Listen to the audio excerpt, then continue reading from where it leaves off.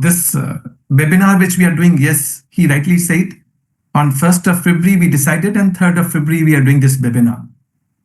So all appreciation goes to Chairman Rajendra sir, Secretary Smita ma'am, and to all ladies and gentlemen, professional colleagues, Pan-India joining today. Good evening to all of you. So without taking much time, let me start important changes made in GST. Let me start with the background. Whatever changes you are finding in Finance Bill 2026 pertaining to GST, it is all in furtherance of next generation GST 2.0, which got introduced from 22nd of September 2025. You must be recalling 56th GST Council meeting.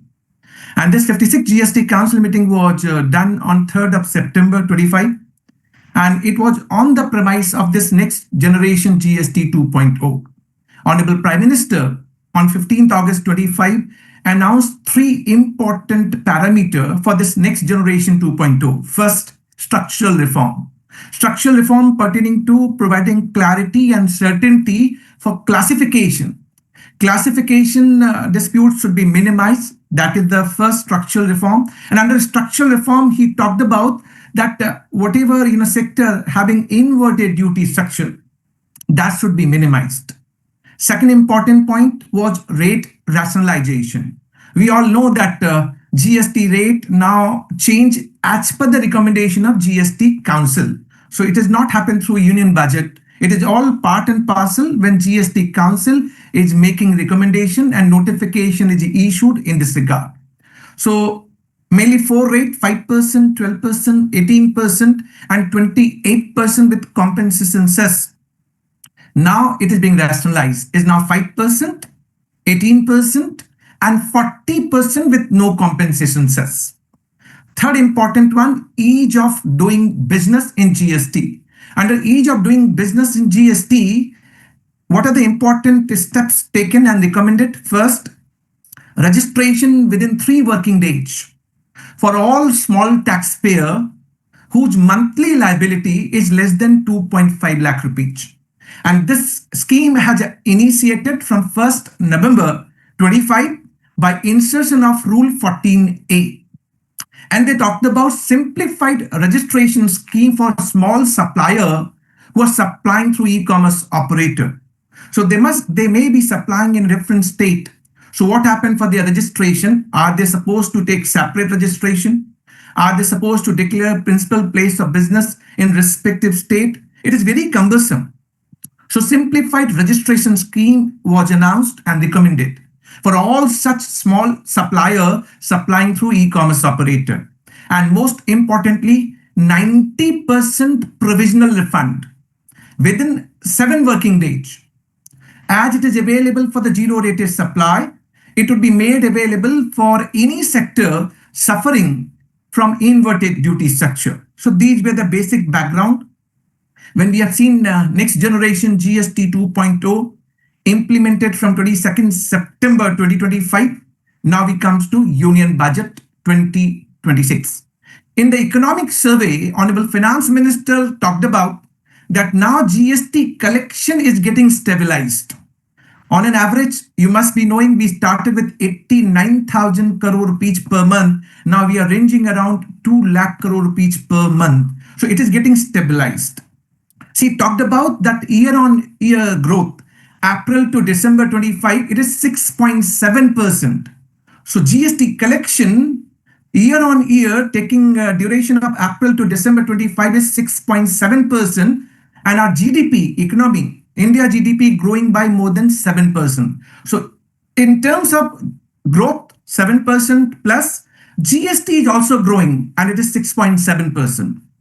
See, talked about that registration, taxation base under GST has increased from 65 lakh to 1.5 crore.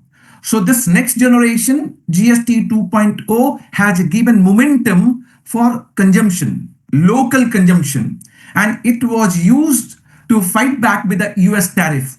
Now, welcome announcement yesterday that now US tariff is going to be 18%. So that's a different point. But the time when this was announced, next generation GST 2.0, it was on the vision of boosting local demand. And that is how we have seen after Navratra and Diwali, collection has gone up, even though rate we are reduced for many items.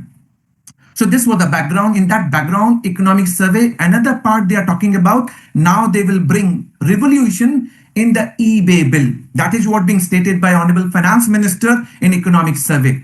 They want to change perspective of eBay bill. It will not be used as an enforcement tool.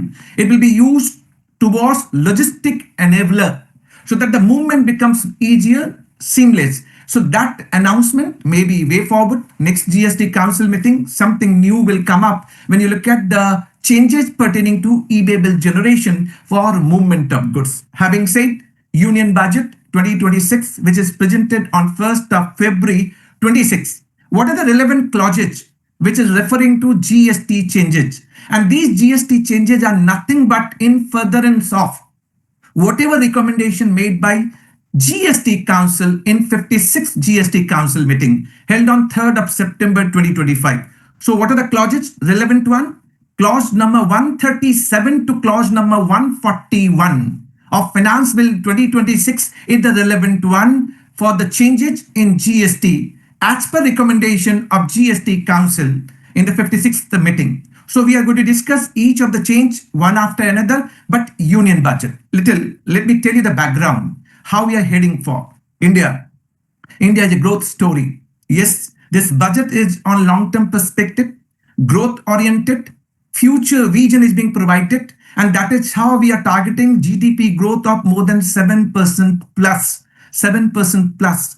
If you look at fiscal deficit, while comparing total revenue and total expenditure, total revenue which is being considered for budget of 26-27 is 36 lakh crore rupees, whereas total expenditure for the budget is 53.47 lakh crore rupees and containing the deficit by 4.3%. So this fiscal deficit since 2021, it is going down and contained. So this is good. Debt to GDP ratio is also coming down, meaning thereby our money would be made available for the growth. That is how capital outlay plan, as against 11.11 lakh crore rupees, it is now 12.27 lakh crore rupees for this Union Budget 26-27. So capital outlay of 12.22 lakh crore rupees is a very good number when you look at capital expenditure, growth for infrastructure, road, railway, aviation, anything, public facilities, it is all going to be developed and give a boost to all of us together. 7% plus GDP growth. Having said that, now come to GST changes one by one. I'm not giving PowerPoint, but definitely I will make it very comfortable to all the participants. I only want your attention. Hopefully you're listening to me carefully. The first one, the first change. From IGST Act perspective, term intermediary going to be omitted. This is one line. You can read the tagline as intermediary is going to be omitted. Place of supply provision for intermediary, which is location of supplier, going to be omitted. But to understand what is the implication, we need to understand in a practical way. Let me create example for you and then we will take it further. Let's say I'm registered in Delhi, Bimal Jain registered in Delhi, and Bimal Jain is approached by Australian University. What Australian University wants from Bimal Jain? That I must promote their courses in India. I must, communicate through roadshow, through conferences, through seminar to Indian student that Australian University is providing so and so courses. So Bimal Jain going to undertake these activities, these services with the privity of contract with Australian University.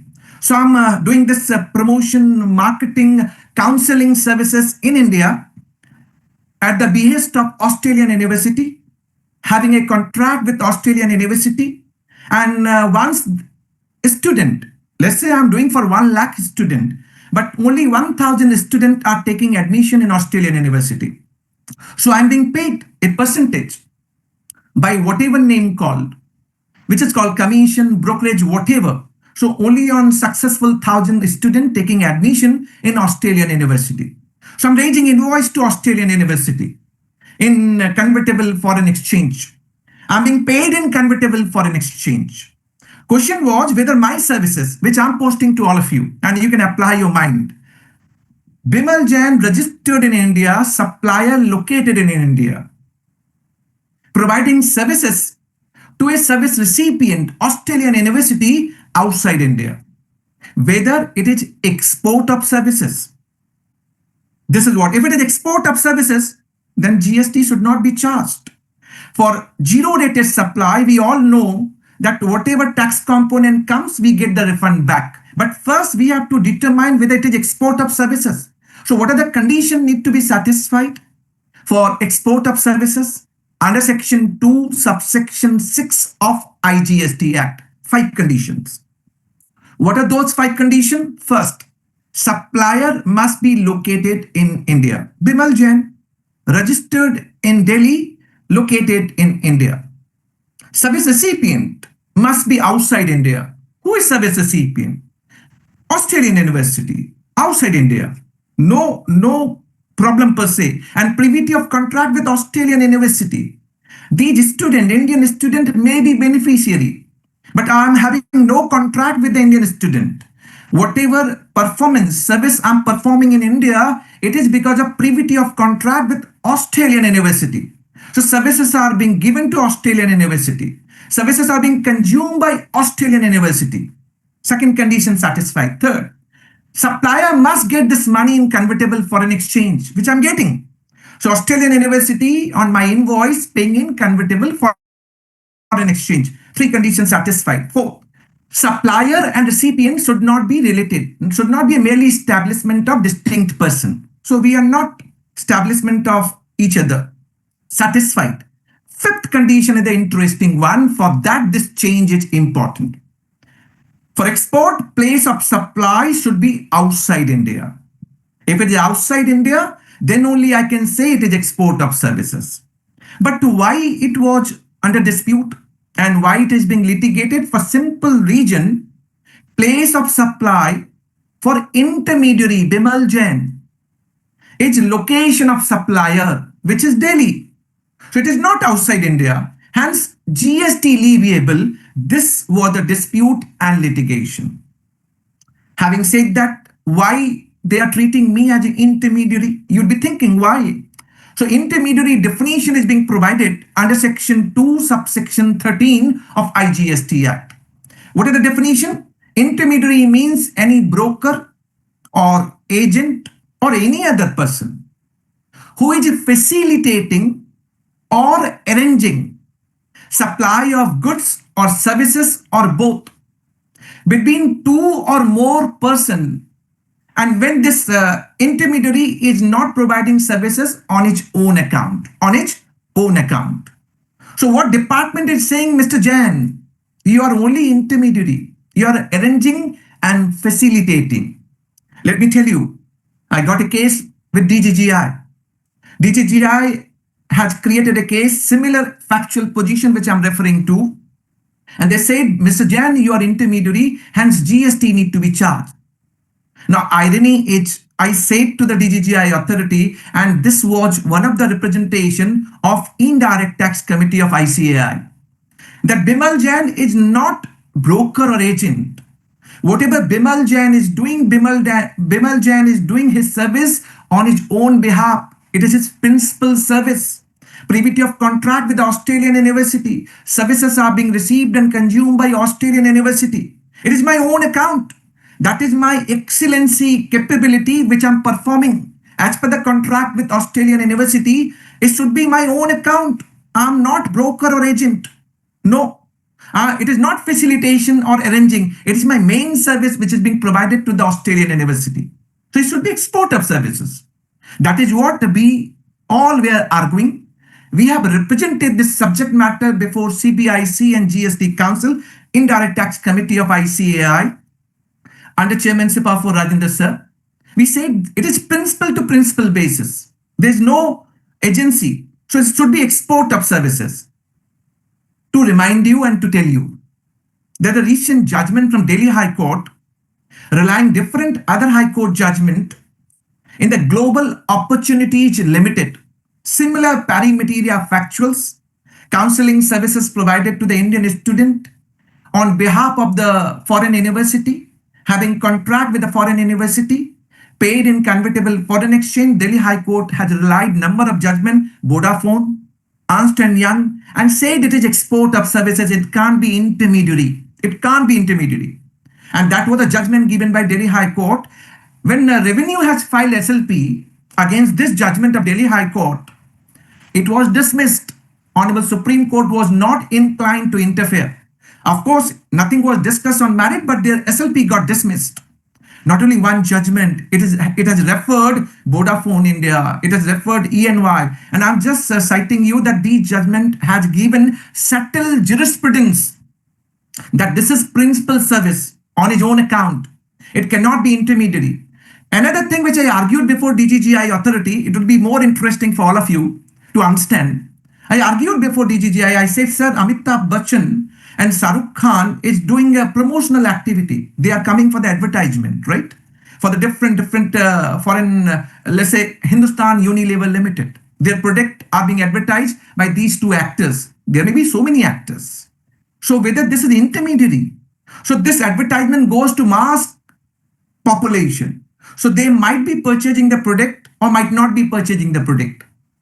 Similar the case, I did my services to 1 lakh student, only 1,000 student has taken admission and I'm being paid on the basis of 1,000 student.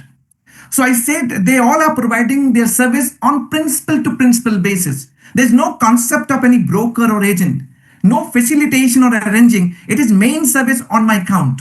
So I'm providing service. I'm not a broker. So that case I discussed with DGGI, and in past they were understanding that this issue has got something to look at from interpretation perspective. But irony in GST, even though on interpretation we are a bona fide department, always try to invoke 74, fraud, willful misstatement, suppression of fact. And I said that when you want to invoke any arrest provision under section 69 rate bit 132 of CGST Act, you need to ensure there is mens rea. On classification dispute, you can't say that classification dispute can be on mens rea perspective. And there is specific instruction, I'm telling you, 5/2023, 13 December 2023. You can note down this instruction, which will help you, clearly saying that departments should not do mechanically. They should not invoke fraud, willful misstatement, suppression of fact on a mechanical manner. They have to look at what is the dispute all about. But we are all getting favorable judgment. But here I would like to tell you that this place of supply provision under section 13, subsection 8, clause B of IGST Act was picked up from service tax regime, copy pasted. Under service tax from 1st October 2014, they had said place of supply would be location of supplier. And it was copy pasted in GST regime and disputed since GST till as on date. And they're saying it is not export, 18% leviable. An Australian university coming back to me and telling me, Bimalji, we are less bothered. What we will do with 18%? There's no double tax avoidance agreement. And all business perspective from this transaction which I referred to was moving out of India, Dubai, Nepal, Bangladesh, Sri Lanka, and we were losing out. We are getting convertible foreign exchange, but they are saying it is not export, GST leviable, made it incompetitive. Now, let me draw another reference so that you can get a clarity and you can just apply your mind. This is the case when services are being provided from India to outside India. Let's reverse the case. Now, any Indian university is approaching to a foreign resident, let's say Korean resident, Mr. I.H. Kim. He's a Korean guy. So Indian university, any university can say they have approached Mr. I.H. Kim of Korea and requested same thing, that you do all, counseling, promotion for our Indian university in Korea to get the Korean student admitted in India university. Clear? I just reverse the transaction so that you can apply in a better way. Now, in this case, on successful admission, Indian university is paying money to the supplier of service, Mr. I.H. Kim, located in Korea. It's a case of import of services. I will give you the answer, but let me check and you try. I hope you all are listening to me carefully. is it import of services? First question. And second, if it is import of services with a reverse charge in the hands of Indian university would be applicable for payment of GST? Two questions. So apply yourself whether reverse charge GST need to be paid by this Indian university on the services received from a supplier IHKIM located outside India. Just apply your mind. You can write yes, no in that question answers tab. At least I get a clarity that you applied yourself. When at the end of the session, when I will start, I will see whether you have applied yourself or not. For import of services, three conditions need to be satisfied under section 2, subsection 11 of IGST Act. What are these three conditions? Supplier located outside India. Yes, IHKIM in Korea. Recipient must be in India, Indian university in India. And third one, place of supply should be in India for import of services for reverse charge applicability. But when you consider Mr. IHKIM as an intermediary, hypothetically, then place of supply for intermediary was location of supplier, which is not India. Hence, reverse charge is not applicable. RCM not applicable. Look at the irony of government policy.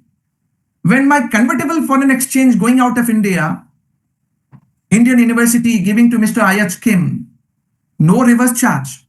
But when it is export, I'm getting convertible foreign exchange because Australian university giving it to me, it is not export of services.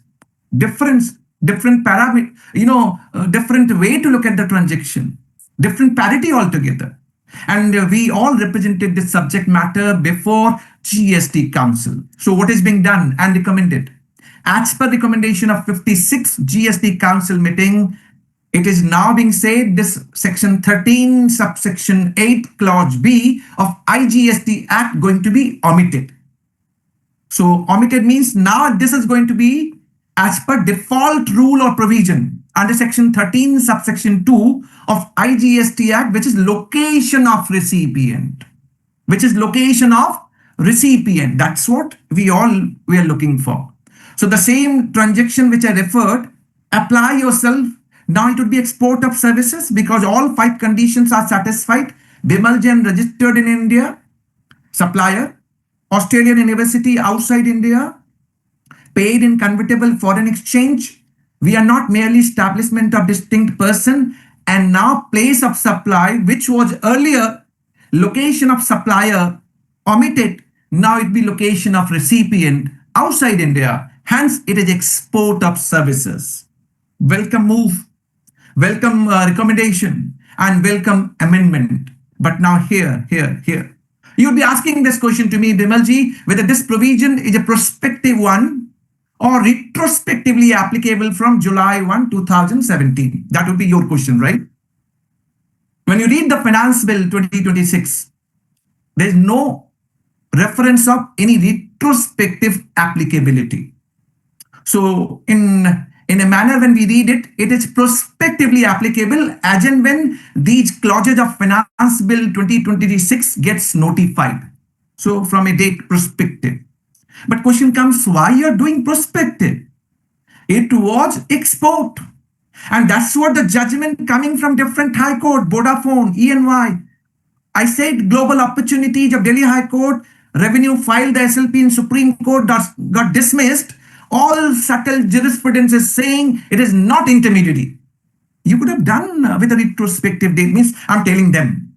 You could have done retrospectively to done away all litigation pending on this point. An actual benefit must be passed on to the service provider export community in India whenever they are offering services to a foreign recipient outside India.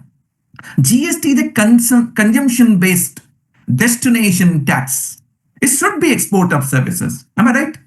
But this is the point which is not being done. But to my mind, you can always litigate the matter in case it is disputed by the department, and all subtle jurisprudence are coming into your favor. And being they are omitting this provision 13(8)(b) of IGST Act, clearly hinting it is clarificatory in nature. Hence, we applied with a retrospective date. So this is my summation on intermediary, but I would take one, sometime I want to do interactive part. So I just want to check from each one of you whether you got it right or wrong. Import of services. When I given the example, prior to this omission, I said no reverse charge applicable. But with this change of 13 subsection 8 clause B of IGST Act, with a reverse charge going to be applicable. You can write down the answer in that question sheet which you got it, so that I can run through, yes, you have applied your mind. It would be now reverse charge applicable. Supplier IHKIM outside India, Indian University in India, and place of supply must be in India, which is location of recipient, India. Reverse charge applicable, which was not there prior to, before omission. So this is how the change pertaining to intermediary. So this is point number 1. Coming back to point number 2. Post-supply discount or incentive. I'm sure you're watching me. I'm sure you're paying attention to me. See, in an extempore presentation, what is important that you are paying attention whatever I'm talking to you. And even I'm trying my best to draw the practical example, the practical way to look at the provision. So hope you all are with me. And your participation will make actually sabka saath, sabka vikas. So let's participate on second important point. There's a post-supply discount or incentive. Credit note. See, in GST applicable on transaction value. GST is not applicable on MRP. I'm taking one example and taking it further so that you can understand. Let's say I'm selling a laptop for 1 lakh rupees. MRP written 1 lakh rupees. I'm giving you discount of 10,000 rupees at the time of supply. It is 90,000 which I'm taking from you. So GST applicable on 90,000, not on 1 lakh rupees. So not on MRP, but on transaction value. This is at the time of supply, so no dispute. Dispute lies only when there is any post-supply discount or incentive. And this is the trade practice in the local commercial parlance, that supplier always pass on benefit, discount or incentive to the buyer on premise of quantity pickup, volume discount, payment terms, cash discount, or any other milestone. But this is all happening post-supply. So post-supply, when any discount or incentive is being given, supplier is issuing a credit note under GST to the recipient, to the buyer. Now, when supplier is raising credit note, how this transaction is being done? Let me take example so that you can understand. Let's say initially I sold the product for 100 rupees. 18% was the GST rate. I charge 18 rupees GST, IGST to you. You as a buyer taken the credit of 18 rupees. Now, when I need to pass on any incentive or post-supply discount on the basis of milestone achieved, then I need to raise credit note, right? Supplier need to raise credit note. So I'm raising credit note of, let's say, 10 rupees and applying 18% GST. So 1.8 is the IGST component. What happened? This 1.8 supplier will get adjustment. Supplier, Bimal Jain, will get the adjustment with his output tax liability. And correspondingly, you need to reverse ITC of 1.8. But there were 2 more conditions. So 3 conditions need to be satisfied for issuance of credit note under GST. When you look at section 15, subsection 3, clause B of CGST Act. What are these 3 conditions? Listen carefully. There has to be agreement between supplier and recipient to be executed on or before supply is being made.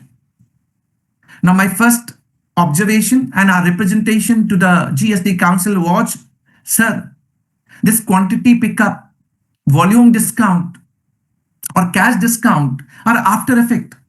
And sometimes we are not getting into agreement. It may be oral agreement. But having agreement on or before supply is not as per real market condition. So this agreement reference need to be omitted. Second condition was that my credit note will have linkage with the invoices raised. So when I'm issuing a credit note as a supplier, it should have a linkage of all the invoices which I've issued in the past. How come it is doable? There are 100 invoices for which I'm issuing only one consolidated credit note. How come linkage? It was not doable in the past and we were struggling with. So these 2 points we have represented to GST Council. Unfortunate part which is being done in this Union Budget 26. We are saying 2026. They have omitted the condition of having agreement and linkage with the invoices. Well done, welcome steps. Last condition was that to the extent of 1.80, supplier is taking adjustment while issuing credit note with its output tax liability, recipient need to reverse ITC as per section 34 of CGST Act. So that condition remain intact. So no problem. But here two more observation. First observation. For the past period, supplier was getting so-called notice from GST department that you prove your recipient has reversed ITC. Supplier was getting, then only you will get the adjustment. It was very difficult for supplier to prove whether recipient has reversed ITC or not. First. And second, there was no window, no mechanism available also, whereby supplier can cross-check whether recipient has reversed ITC or not. So you must be recalling one circular number 212, dated 26 June 2024. You must take a note of it. It came out, and for the past period, they have provided a mechanism. They said, Mr. Jain, supplier, if tax component on credit note is more than 5 lakh rupees and you want to take adjustment in the hands of supplier, then you must take a certificate of practicing chartered accountant or cost accountant of recipient, endorsing that he has reversed ITC. If that certificate is being issued to the supplier, then supplier can take adjustment with his output tax liability. If amount of tax component on credit note is less than 5 lakh, then it is certificate of recipient will work. That was the circular 212. Now you all know that now this mechanism, credit note issued by the supplier, he want to take adjustment and correspondingly recipient must reverse ITC. It is all happening through a portal. GST portal all got started. You know IMS, Invoice Management System. So Invoice Management System has given window that supplier will raise credit note, issue credit note, which is available to the recipient on their IMS dashboard. Recipient can either accept or reject. Accepting means supplier will get the adjustment and recipient credit will get auto reverse mechanically. So reject means you're not accepting. Then in that case, supplier will not get adjustment. And this credit note can be kept pending only for one tax period. So your choice is only for one tax period, you can keep it pending on IMS dashboard.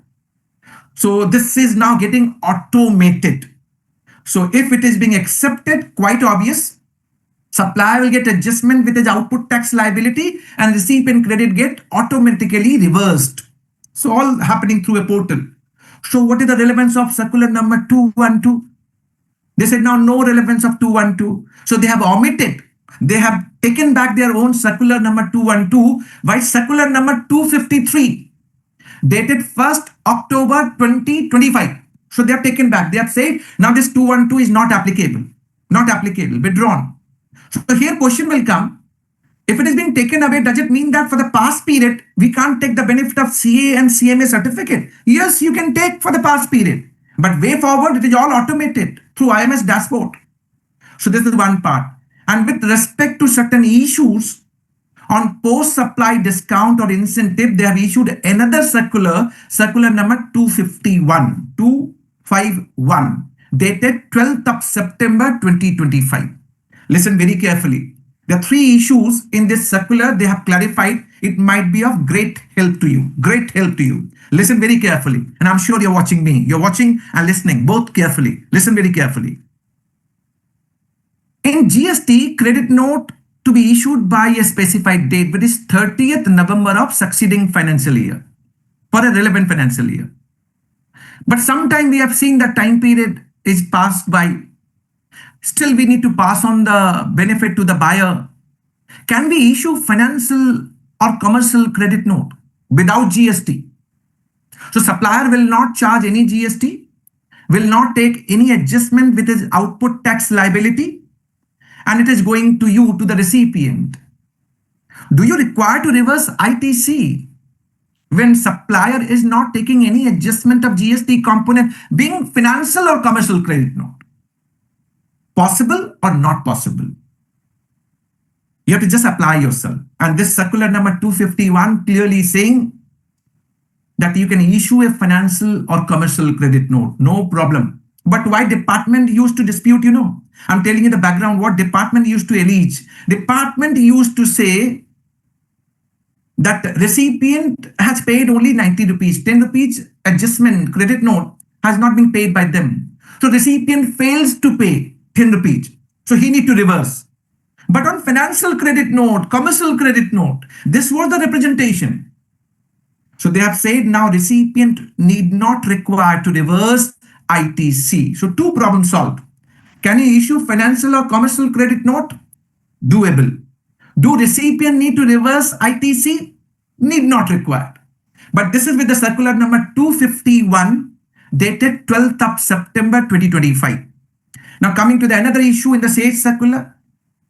When supplier is giving credit note on post-supply discount or incentive, we have seen the department used to dispute and allege that whatever credit note amount given to the recipient or buyer, it is towards some services has been given by recipient to the supplier.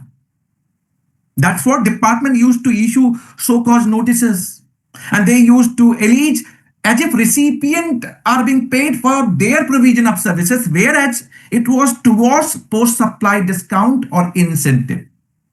So what this circular is clarifying on this point, they're saying now rest assured, if it is pertaining to your original supply, this incentive or discount post-supply has got no reference of any provision of services from recipient to the supplier, then it will not be alleged. It will not be alleged that recipient has provided any services to the supplier.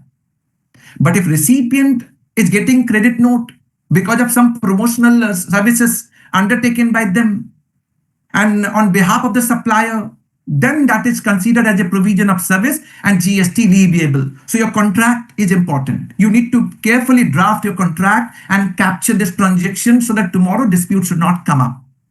Point number three, the last one in this particular circular. In post-supply discount or incentive, let's say I'm a manufacturer. Let's assume I'm a manufacturer. You are my dealer or distributor, and there's an end customer. I have agreed with my end customer that I will sell you at 90,000 rupees. The agreement between manufacturer and end customer, I will sell you at 90,000 rupees. But I have supplied you, dealer distributor, to whom I supplied for 1 lakh rupees.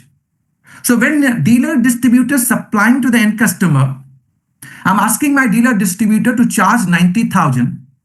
Whereas you purchase at 1 lakh rupees, then you would be saying, Bimalji, how come? My costing is 1 lakh rupees. So I say that I will give you credit note, 10,000 rupees.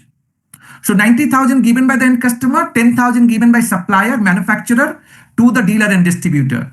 So what is the value? Whether it is consideration 10,000 rupees for the credit note component issued by manufacturer to the dealer and distributor, having agreement with the end customer. When agreement is there, then it will be part of consideration. And consideration can be paid by the recipient or any other person.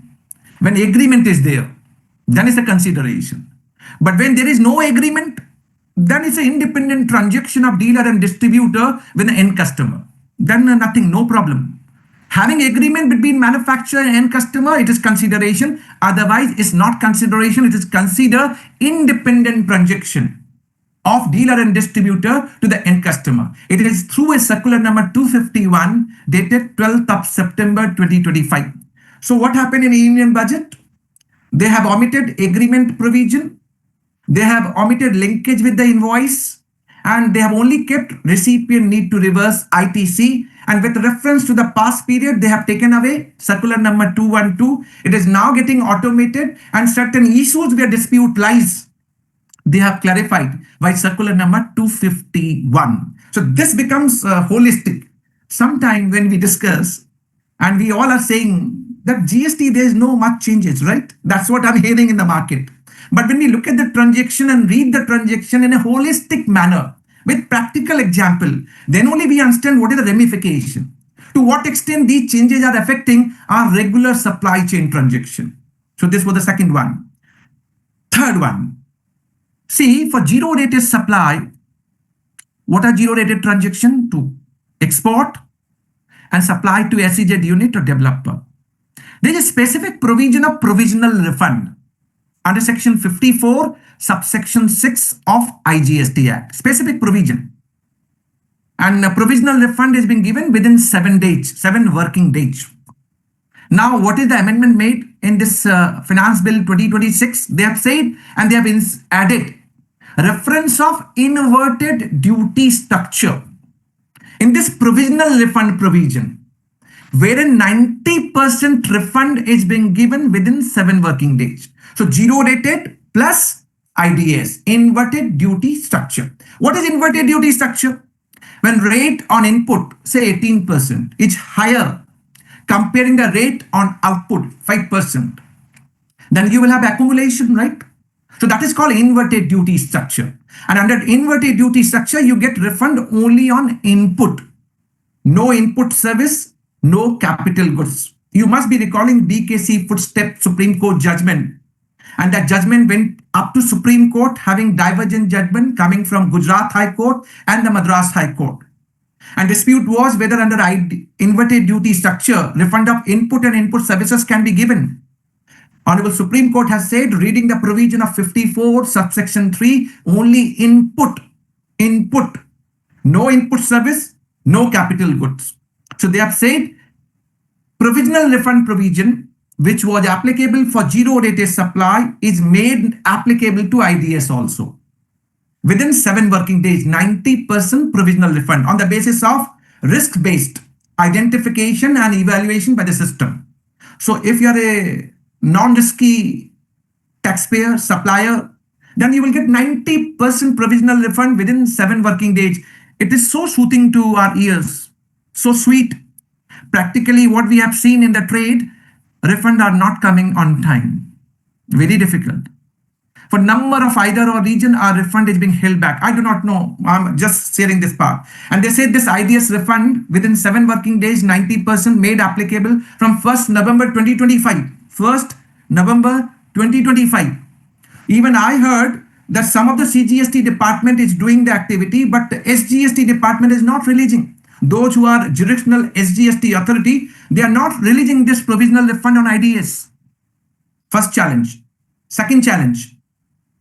They have amended Rule 91 sub Rule 2. They have amended Rule 91 sub Rule 2. Under this rule, they have said that you will get provisional refund within 7 working days, but from date of acknowledgement. What challenge we are facing, even date of acknowledgement, the ARN which is issued by GST department is delayed 15 days, 20 days, 30 days with no accountability. And they're saying this 7 days would be calculated from date of acknowledgement. Challenge 1. Challenge 2.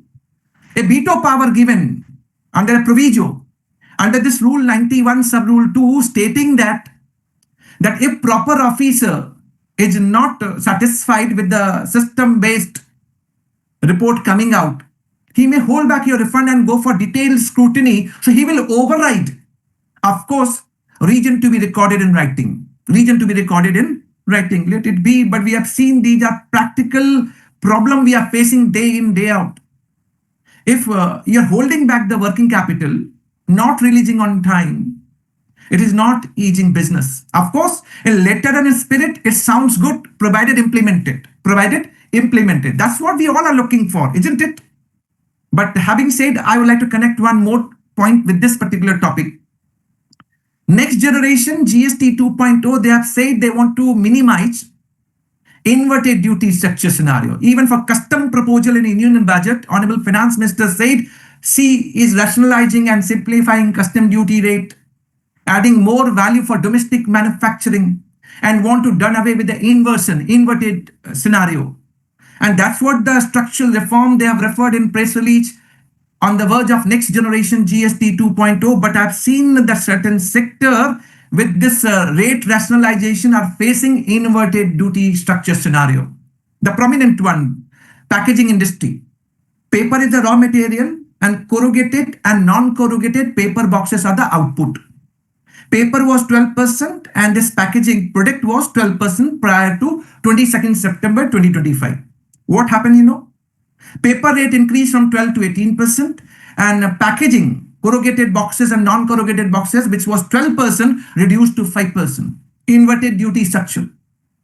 And they do not know how to go for refund and whether they will get refund in a time-bound manner, though stated to be 7 days. This is one of the example I'm sharing with you. There may be other sector which you may find that rate rationalization has created some kind of inverted duty structure. But summary would be whatever recommended and stated towards ease of doing business must be implemented in letter and spirit if at all we want to give ease of doing business. So this was on provisional refund. There's specific provision 54 subsection 14 and there's a reference of 1,000 rupees that beyond 1,000 rupees you can't go for export of goods with payment of taxes. They have taken away this restriction. So for those who are exporting through courier, postal, less than 1,000 rupees with payment of taxes, they can go for refund. So this barrier is being taken away. So welcome steps. I can say welcome step. One more change in the Union Budget 2026 pertaining to all appeal before National Appellate Authority for Advance Ruling, which is not yet formed. So it will go to a designated authority and or tribunal. So tribunal, as we understand, it will go to GST. That is what they have said and stated. So this is another change in Union Budget 2026. Last and foremost. One of the recommendation was that simplified registration scheme. All small taxpayer having monthly liability of less than 2.5 lakh rupees, they are being given granted registration as per Rule 14A within 3 working days. Welcome steps. But small suppliers supplying through e-commerce operator, Pan India. So they were facing a challenge. Do I require, because I'm registered in Delhi, my principal place of business in Delhi, but of course I'm supplying goods through e-commerce operator in a different state. Do I need to take separate registration in different state? Do I need to declare principal place of business respectively in the different state? Challenge. I'm a small player. And this was the point discussed and recommended. GST Council has said and recommended there will be simplified GST registration scheme for such small suppliers supplying through e-commerce operator. They need not require to take registration in a different state. They can take one registration. In all other states, they can mention address of e-commerce operator as a proxy. And so that their registration become only one, compliances become where registration taken, and in realistic term that becomes one nation, one tax, one market for small player. But we are awaiting detailed rules to come out. Nothing in the Union Budget 2026 pertaining to this, but that is how it was on the verge of recommendation of 56 GST Council meeting. Last and foremost, since IDT committee of ICAI is taking all needful action, initiative, representation and opportunities, GST, a tribunal, now on the verge, 31 state benches are notified. Practicing chartered accountant is the authorized representative who can appear before GST. Question is, are we ready? Can we grasp this opportunity? Can we go beyond first appellate authority and argue before GST? GST is a new law and we all are practicing in GST. Why can't we give a push to ourselves and get ourselves prepared? See, 31 state benches nominated. Lot many judicial member and state members got appointed. They were asked to report on their respective state benches on 21st January, which they reported. So there's the concept of principal bench in Delhi. Principal bench consists of president, judicial member, 2 technical member, 1 from central, 1 from state benches, 2 judicial member, 1 technical central, 1 technical state. So that is how the composition all about. And all impugned orders passed from 1718, all order and appeal passed by first appellate authority since 2017-18, which is supposed to be filed before GST, a clarity order and notification that those orders passed till 31st March 2026, you need to file appeal before GST by 30th June 2026. So any order passed after 1st April 2026, that will be governed by normal provision 3 plus 3 months as per section 112 of CGST Act. So my only point is, this is all online, digital filing. But we have seen in lot many cases, we have got manual order. It is not available on portal. How the online filing would be. So a lot of challenges when we look at GST 80 perspective also. But it's time to get ourselves prepared. So topic was union budget, but I thought let me draw this reference and create opportunity for all of us together. So I'm thanking Rajendra sir, thanking Umesh ji, who is the vice chairman of this IDT committee, thanking secretariat from IDT committee of ICAI, and thanking each one of you for giving me such a patient listening. Thank you very much.